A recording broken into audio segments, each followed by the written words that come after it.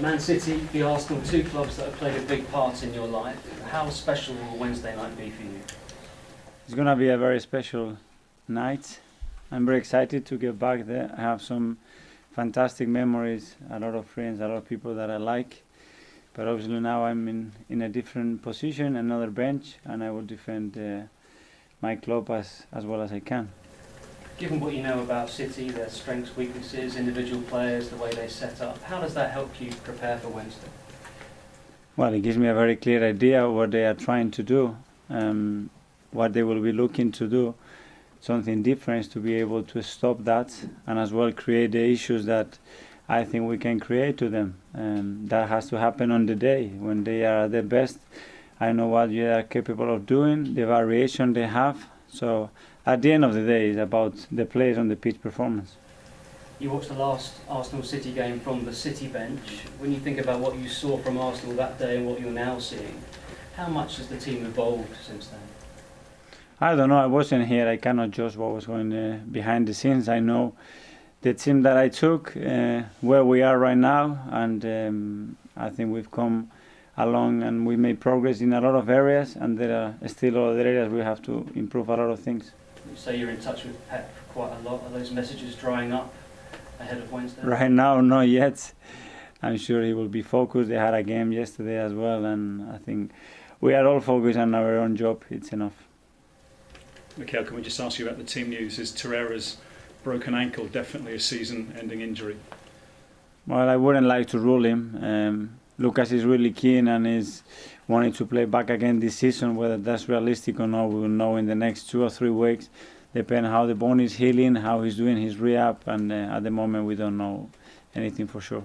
And what's the other early team news? Are Cedric and Mustafi in the frame to make the squad for this one? I think they will be available to play. Hopefully everybody is being able to play tomorrow, train tomorrow, and pick the squad, the best players we can. You saw United deal with City yesterday. How much interest did you take in that performance, and can you replicate it, do you think, and beat City? I think every team is completely different. Every game is different. We play away from home. United was playing at home. It was a very competitive game, very good game as well to watch on the tactical side. And at the end, the boxes decided the game again, you know. At the moment, Premier League games are going ahead despite the coronavirus with full stadia. But in Liga, they're saying now behind closed doors with a maximum of 1,000 fans. PSG and Dortmund in the Champions League behind closed doors. Is it inevitable, do you think, that Premier League games are going to go behind closed doors? Well, it looks like it's affecting more and more countries each time, so hopefully it won't affect us, but I don't know how realistic that is either. So we're just following what the governments are saying, what the club are saying, and we just have to adapt to the situation. Can you say too how much this is affecting the players and how they're having to modify maybe their social No, it's just a few routines that we have to be more careful with, minimal contacts and things like that. For the rest, we are acting normally. You're 8 games unbeaten in the Premier League now. Can you beat City? Well, we're going to go there trying to beat them for sure. That's going to be the game plan. Put all the things that we can on the pitch to make it difficult for them, to create the scenarios we want to do during the game. And let's see, we turn up on the day at our best and we can perform and win the game. What about the Champions League pitch here? You're 8 points behind Chelsea. If you make it 4 straight wins, what about the Champions League after that? I don't know. It's still a long way to go. We want to go game by game. 3 weeks ago it was impossible. Now it looks a little bit more possible, but still in the results and our performances. Mikel, City have lost 7 games this year, which is pretty unprecedented for the time you were there. Why this season have they been beatable in the Premier League, whereas in the past they haven't? Sometimes small details make the difference, and I think they've been very unlucky with some of the games that they lost, is my opinion. I was there when we lost a few and we completely dominated the game and lose the game in 1 or 2 details. This is football, and it can happen.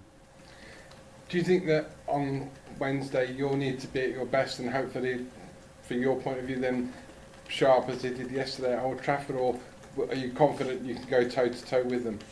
I think we have to be at our best, that's for sure. If we have any chance to win a game at the Etihad against those players, we have to be at our best. I think we are in 2 different processes and levels at the moment. We have to try to match that as possible, and individually and collectively we have to be at our best.